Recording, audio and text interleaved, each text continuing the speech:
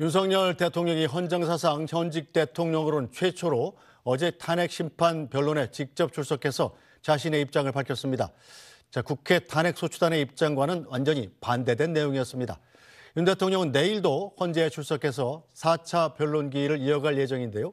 헌법재판소가 집중 심리하게 될 윤 대통령 탄핵 심판 사건의 쟁점이 뭔지, 또 양측의 입장은 어떻게 다른 건지 자세히 짚어보겠습니다. SBS 정화석 논설위원 그리고 이고은 변호사 나오셨습니다. 두 분 어서 오십시오. 안녕하세요.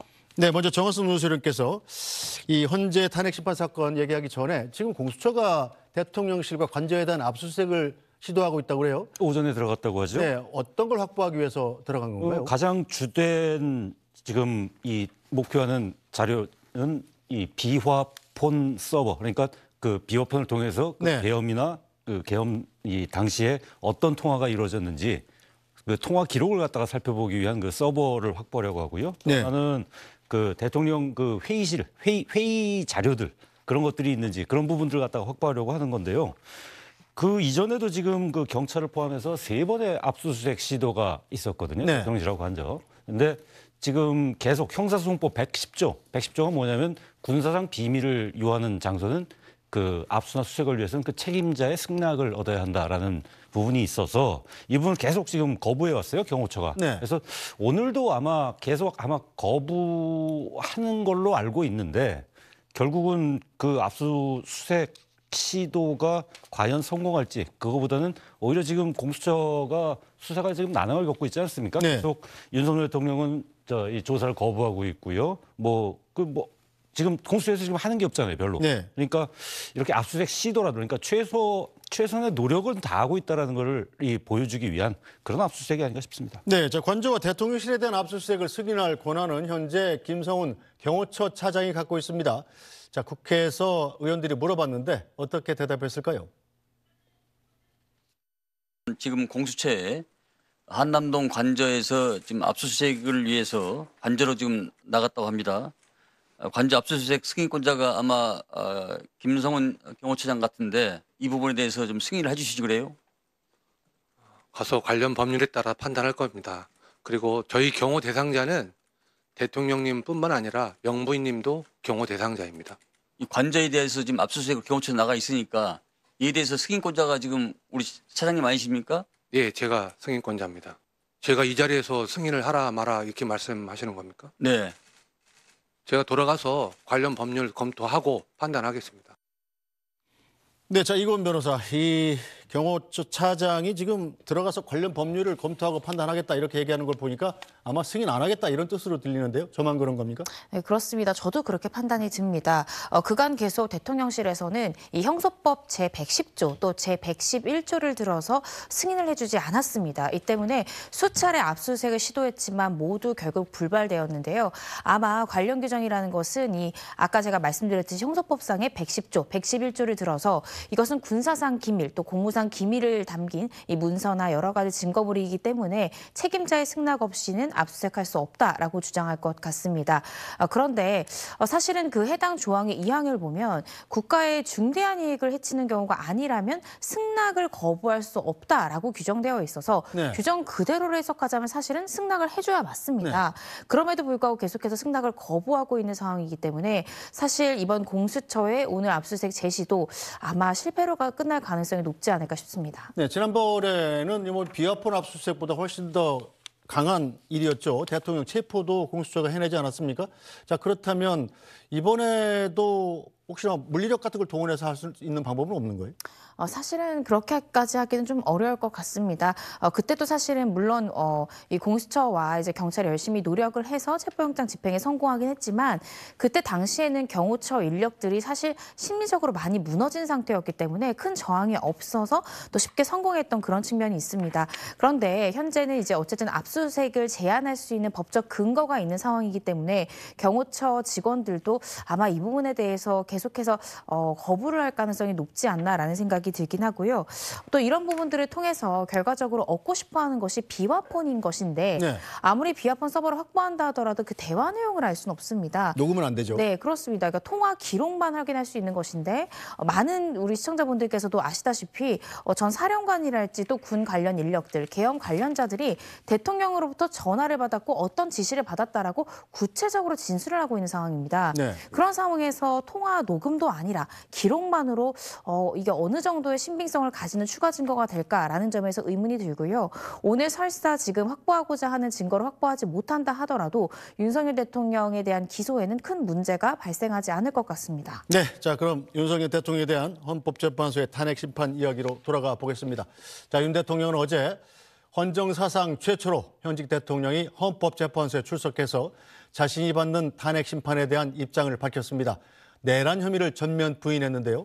윤 대통령이 헌재에서 밝힌 모두 발언부터 듣고 가겠습니다. 여러 가지 헌법 소송으로 업무도 과중하신데 또 저의 이 탄핵 사건으로 또 이렇게 고생을 하시게 해서 먼저 우리 재판관님들께 송구스러운 마음입니다. 저는 철들고 난 이후로 지금까지 또 특히 공직 생활을 하면서 자유민주주의라는 신념 하나를 확고히 가지고 살아온 사람입니다. 헌법재판소도 이러한 헌법 수호를 위해서 존재하는 기관인 만큼 우리 재판관님들께서 여러모로 잘 살펴주시기를 부탁드리겠습니다. 네, 자 변호사님께서는 어떻게 보셨습니까? 윤석열 대통령 감옥에서 지금 사실상 수용 생활이 시작된 건데 네. 별로 이렇게 얼굴은 나쁘지 않았었어요. 네, 그렇습니다. 특히 이제 머리가 굉장히 정갈하게 정돈되어 있고 조금 메이크업도 받은 것이 아닌가라는 생각이 들긴 했는데요. 그렇지만 사실 체포영장 집행 막바지 때 대국민에게 냈던 그 영상 속에서의 얼굴보다는 살이 조금은 빠진 모습으로 저는 보여졌습니다. 그런데 제가 인상 깊게 본 부분은 그간 공수처라는 수사기관을 대했던 윤석열 대통령의 태도와 네. 이 헌법재판소의 재판관을 대하는 태도가 굉장히 상이했다라는 점이 눈길을 끌었는데요. 그간 공수처는 수사권도 없는 곳이다라고 또 서슴없이 발언을 했고요. 심지어 서부지법에 대해서는 이 구속영장 실질심사 당일에도 석동현 변호사가 이 법원 스스로 올바르게 바로잡을 기회를 보여야겠다라는 취지로 이야기를 하기까지 했습니다. 그런데 어제는 이제 헌재에 직접 대통령께서 출석을 하셔서 결과적으로 헌법재판관들을 굉장히 높여주고 또 바쁘신 중에 심려를 끼쳐드려서 굉장히 또 송구하다라는 말까지 했거든요. 네. 그러면서 본인 사건에 대해서 잘 살펴달라 굉장히 극진한 표현까지 썼습니다. 이 말인즉슨 내가 헌법재판만큼은 성실히 임하고 이 재판관들의 의사를 좀 따르겠다라는 의사를 충분히 피력한 것 같은데요. 아마 탄핵 심판에 대해서는 매길 출석하겠다라고 변호인이 밝힌 만큼 헌재 사건에는 굉장히 또 성실하게 임할 가능성이 높지 않을까 싶습니다. 네, 그 의도가 뭘까요? 공수처는 저렇게 철저히 무시하고 헌재한테는 철저히 열심히 하는 모습을 보이는 걸까요? 헌법재판은 단심제지 않습니까? 최소 180일 이내에 이 대통령 파면, 기각 이것에 대한 결론이 나오게 됩니다. 만약에 윤석열 대통령이 노리는 것 같이 전략을 만약에 이 파면 결정의 기각을 끌어낸다면 형사재판도 굉장히 유리하게 가져갈 수 있는데요. 네. 아마 형사재판보다도 이 탄핵 심판의 결론이 더 빠르게 나올 것이다. 그래서 내가 지금 두 사건에 대해서 모두 집중할 수 없다면 빠르게 단심제로 끝낼 수 있는 탄핵 심판에 좀 더 집중하자라고 판단했을 가능성이 있고요. 두 번째는 형사재판 같은 경우에 공개심리의 방식으로 진행하지 않을 수 있지만 네. 이 헌재 재판 같은 경우에는 재판이 끝나자마자 어제도 그러했듯이 영상으로 많은 시민들에게 공개가 됩니다. 저희도 하고 있죠. 그렇습니다. 그렇기 때문에 자신을 지지하는 세력들에게 내가 아직 건재함을 또 내가 주장하고 있는 이러한 부분이 충분히 논리적임을 피력할 수 있는 효과적인 수단이 될 수 있습니다. 이 두 가지의 의도로 좀 탄핵 심판 절차에는 좀 공손한 모습으로 재판관들을 좀 우호적인 태도로 그렇게 임하는 것이 아닌가 싶습니다. 네, 자 정화선 논술님께서는 어제 헌재에서 이뤄진 3차 변론기 내용을 좀 정리를 해주시죠. 자, 탄핵 심판의 핵심적인 구성 요소가 될 증거들에 대한 논거가 있었죠. 재판관이 딱 두 가지를 물어봤어요. 그 하나가 뭐냐면 정말 끌어내라, 의원들 끌어내라고 지시를 했느냐.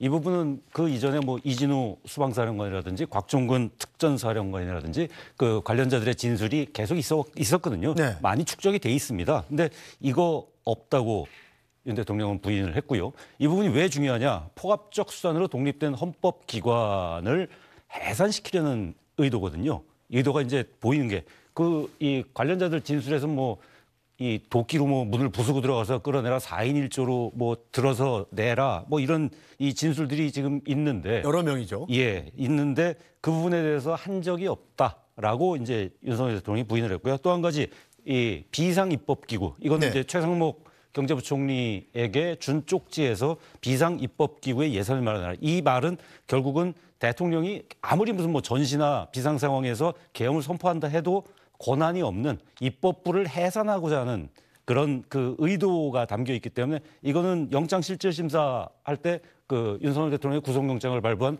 차은경 판사도 이 한 질문을 했다는 거 아닙니까? 그렇죠. 그만큼 이제 핵심적인 질문이죠. 근데 여기에 대해서는 뭐 영장실질심사 할 때는 기억이 가물가물하다라고 했고 어제 헌법재판소에서도 뭐 내가 준 적은 없고 내용도 나중에 뭐 이 만들었다면 김용현 장관이 만들었을 것 같은데 뭐 내용도 좀 모순되는 것 같고 잘 모르겠다. 신문에서 봤다. 예, 뭐 이런 식으로 이제 이게 피해 나갔어요. 그래서 이런 부분들이 과연 헌법재판관들에게 어느 정도의 소구력을 미쳤을까? 뭐 이 부분은 좀 회의적입니다. 네, 자 윤석열 대통령 탄핵 심판 사건에서 헌법재판소 또 그리고 서울 서부지방법원이 가장 주목하고 있는 것 바로 조금 전 얘기가 나온 최상목 대행한테 건넸다는 비상입법기구 관련 쪽지입니다.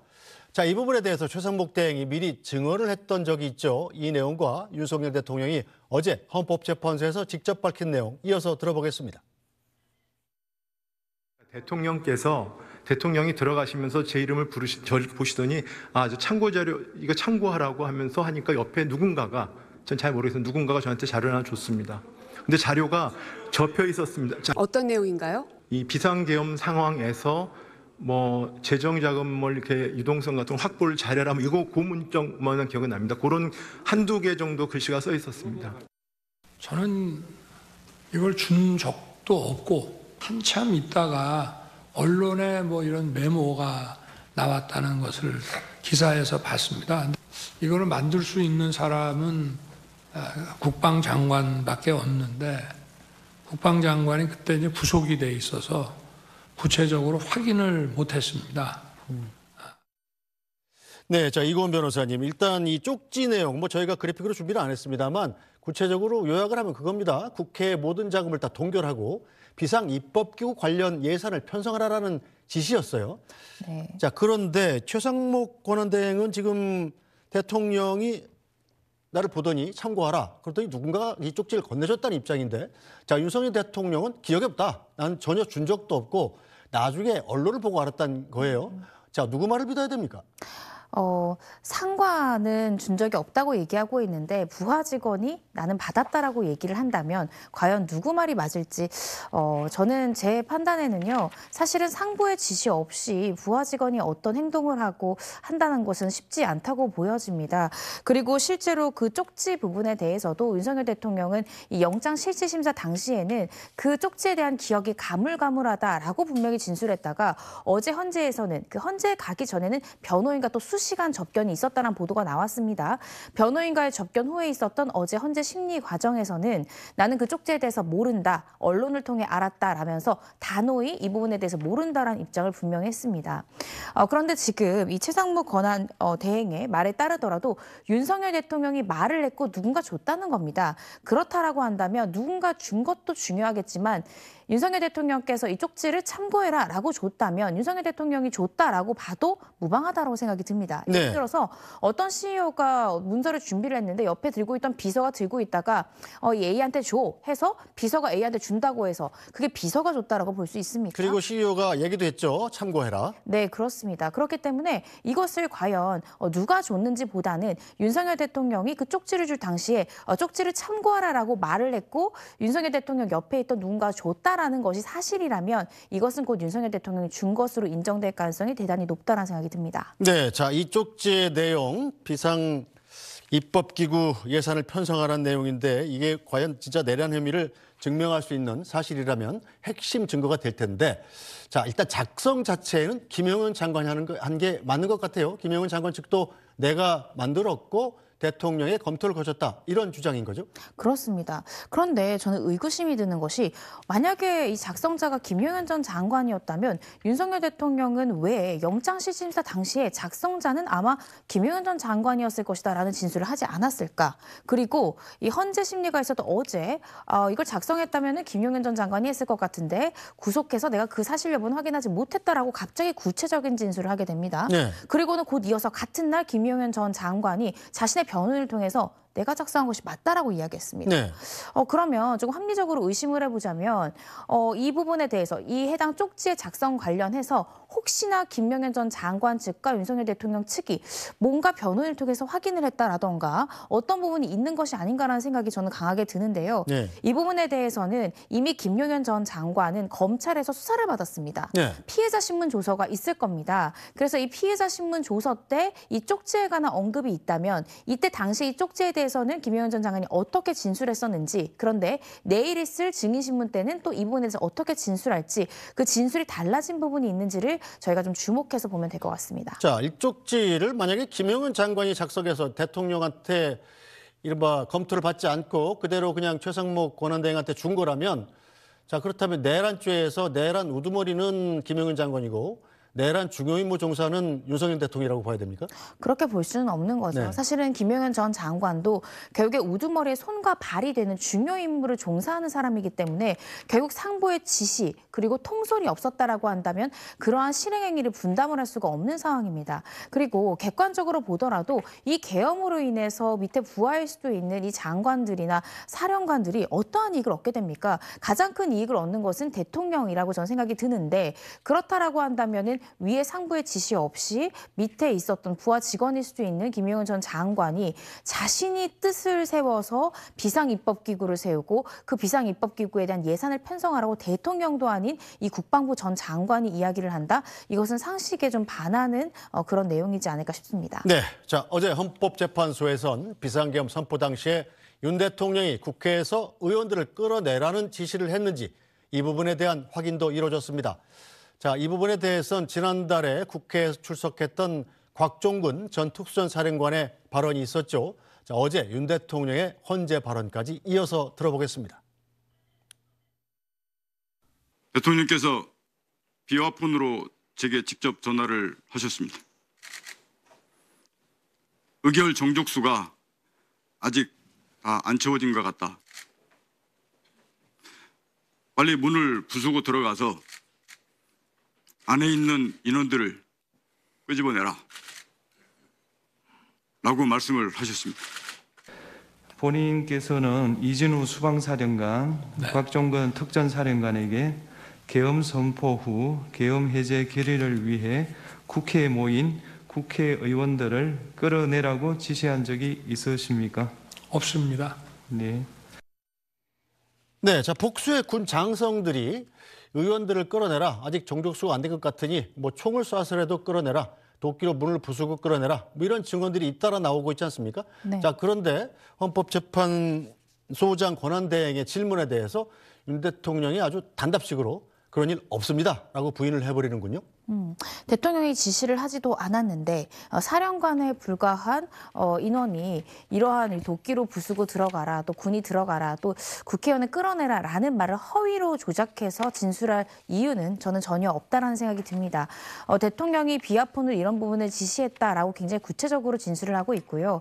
실질적으로 예를 들어서 정말 도끼로 문을 부순 상황이 있었다고 한다면 이것에 대한 나의 책임을 면하기 위해서 이것은 나의 생각이 아니라 윗선의 지시로 내가 이렇게 할 수밖에 없었다라고 진술을 하는 것이지, 네. 실제로는 그런 상황 자체가 발생하지 않았는데 지시 내용엔 그런 것도 있었다라고 이야기를 하는 것은 허위일 가능성이 대단히 낮지 않나라는 생각이 들고요. 이 부분은 앞으로 있을 이 헌재의 증인신문 과정에서도 여실히 드러날 것으로 보여집니다. 네, 자, 정화순 논설위원, 윤석열 대통령 탄핵 심판 사건의 핵심이 되는 상황은 두 가지가 좀 더 있죠.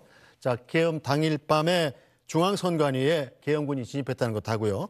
또 계엄 포고령이 있지 않습니까? 국회 등 정치활동 일절 금한다. 뭐 이런 내용에 대한 논거는 어떻게 이루어졌나요? 그 선관위 침입한 거는 그 국회에 들어간 것과 마찬가지로 그 어떤 독립된 헌법기관을 부당한 방법으로 사실은 침탈을 한 것이 되죠. 여기에 네. 대해서 이제 대통령은 이 선관위가 연관된 그 부정선거 의혹을 조사하고 확인하기 위한 차원이었다라고 얘기를 하고 있거든요. 그러면서 든 게 이 선관위의 이 고위직들이 이 판사 출신들이기 때문에 네. 이게 무슨 압수수색 뭐 영장을 통한 이 조사가 불가능하기 때문에 계엄이라는 비상수단을 동원했다. 이게 이제 윤석열 대통령의 이제 논리인데 이 따지고 보니까 윤석열 정부 들어서 그 중앙선관위에 대한 압수수색이 30차례가 있었더라고요. 네. 그리고 그 부분에서 중앙선관위 한 번도 그 압수수색을 거부한 적은 없었습니다.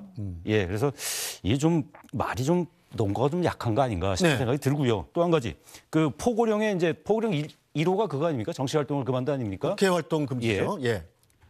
사실 그 계엄령이 선포되고 계엄사령부가 구성되면 그 계엄사령부는 입법이 아닌 행정과 사법에 대한 광범위한 권한을 갖게 됩니다. 네. 근데 거기에서도 입법에 대해서는 건드리지를 못하게 되어 있어요. 그렇죠. 법으로. 예, 그 이유는 이 계엄령을 해제할 수 있는 권한을 가진 유일한 기관이 국회이기 때문입니다. 따라서 언제든 해제가 할 수 있도록 어떤 민의의 대표기관이라 할 수 있는 국회를 보호한 거거든요. 네. 근데 이 부분에 대해서 지금 윤 대통령은 이 김영환 국방장관이 예전에 그 대통령 국회 해산권을 갖고 있을 때 그때의 포고령을 참고하다가 잘못 뺏겼는데 자기가 그걸 검토 안 하고 그냥 그게 나가버렸다. 네. 즉 실수다. 이렇게 지금 설명을 하고 있어요. 근데 뭐 이 부분은 사실은 글쎄요 어느 정도 설득력이 있을까요? 자, 일단 보면 포고령을 작성한 노트북을 김용현 당시 장관이 이 대통령실 행정관한테 이걸 부숴라. 그래가지고 망치로 행정관이 이 노트북을 부쉈다는 거 아니에요? 그 노트북이 만약에 정말 포렌식도 불가능할 정도로 망가졌다면 이 내란 혐의를 입증하는데 어떤 장애가 됩니까? 뭐 일단은 증거인멸을 시도한 걸로 네. 볼 수가 있잖아요. 그 이 검찰 수사에서 이제 밝혀진 부분인데 이게 정말 물리적으로 막 망치로 막 두들겨 부수면은 사실은 이게 그 복구가 불가능할 수가 있죠. 네. 근데 뭐 그러면 이제 그 이 포고령이 언제부터 작성이 되었고 어떤 수정 과정을 거쳤고 네. 내지는 뭐 어떤 뭐 이 자료를 뭐 메일로 받았다든지 네. 보냈다든지 그래서 그 주변에 이제 공범들이 드러날 수 있는 부분들이 있죠. 네. 굉장히 중요한 자료이긴 한데 다만 이 노트북이 없다 그래서 어떤 지금 현재 이 수사되고 있는 그런 내란 혐의, 내란의 주요 임무 종사 이런 부분을 입증 못할 만큼의 어떤 그런 그 주변 증거가 없는 것은 아니기 때문에 네. 뭐 이것 자체로 인해서 수사가 심각한 타격을 받는다라고는 할 수 없지만 이러한 증거 인멸 시도가 사실은 노트북 말고도 다른 데서도 있을 수 있는 일이잖아요. 네. 예, 그래서 그런 부분에 대한 어떤 앞으로 예방적 차원에서의 증거 인멸 시도를 막을 수 있는 방법이 대책이 필요할 것 같고요. 그다음에 이런 부분들 빨리빨리 자료를 확보를 해야 실체적 진실에 좀 더 다가가지 않을 수 있을까 싶습니다. 네, 자, 이거 변호사님, 이 포고령을 작성한 노트북이 없다고 그래서 포고령은 말 그대로 국민들한테 널리 알린 포고령 아니겠습니까? 저희도 그게 기사를 다 받았었어요. 국민들한테 다 알렸는데 그 내용 자체가 증거가 될 수 있는 건 아니에요? 맞습니다. 누가 작성했는지 전혀 중요하지 않습니다. 우리가 모두 지켜보지 않았습니까? 이 대통령이 12월 3일에 비상계엄을 선포하면서 포고령 내용도 함께 선포를 했습니다. 그 작성자가 직원이건 장관이건 행정관이건 전혀 중요하지 않고요. 결국 결론은 윤석열 대통령이 검토를 하고 이것을 최종적으로 국민에게 선포했기 때문에 이 부분에 대한 최종 책임은 윤석열 대통령이 지는 것입니다. 그것을 본인이 설사 실수로 뭐 미처 몇 개 항목에 대해서 내가 검토하지 못했다라고 주장한다 한들 이것은 형량에 영향을 미치는 것이지 유무죄를 가르는 그런 진술은 아닙니다. 그래서 이 부분에 대한 작성자가 김용현 전 장관일지 대통령일지 이 부분은 윤석열 대통령에 대한 혐의 입증에서는 그렇게 큰 쟁점이 될 것 같지는 않습니다. 네, 자, 내일 헌법재판소에서 열리는 4차 변론기일에 윤석열 대통령도 나오고, 자, 윤석열 대통령이 신청한 증인으로 김용현 전 장관이 나오게 되죠. 네. 자, 그렇다면 이른바 12.3 비상계엄 사태 이후에 두 사람이 공식적으로 한 자리에서 만나게 되는 겁니다. 자, 그동안 이 포고령 작성을 놓고 윤 대통령 측과 김용현 장관 측에 서로 다른 의견이 있지 않았습니까? 이 김용현 장관한테 시켰는데 김용현 장관이 과거 군사정권 시절에 이 계엄 포고령을 잘못 뺏겼다라는 게 윤 대통령이 주장을 했었고, 자, 김용현 장관 측은 아니다. 제대로 쓴 거 맞고 윤 대통령이 검토를 거쳤다. 뭐 이런 주장이었지 않습니까? 거기에 대한 신문도 내일 헌재에서 이루어진다고 봐야 되겠죠? 당연합니다. 사실 포고령 작성 부분은 굉장히 중요 쟁점 중에 하나고요. 이 포고령 내용에 이 국회의 기능을 마비시키고 무력화시키려고 했던 시도들에 대한 항목들이 분명히 적시되어 있습니다. 아마 내일 있을 증인신문 과정에서 청구인 측이죠. 국회 측에서는 이 포고령 작성이 누구였는지 그리고 어디 베껴 쓴 것인지 아니면 이 부분에 대해서 대통령이 직접 검토한 것이 맞는지 이런 것들에 대한 그간 언론을 통해 보도됐던 이 사실관계에 대해서 아마 김용현 전 장관에게 물어볼 것으로 보여지고요. 그 과정에서 만약 윤석열 대통령 측에 불리한 진술이 나온다 하면 저는 윤석열 대통령이 직접 신문할 가능성도 있다라고 생각이 듭니다. 네. 그래서 내일 아마 이 김용현 전 장관에 대한 증인신문이 가장 이 사건의 핵심 또 증인신문이 되지 않을까 싶습니다. 네.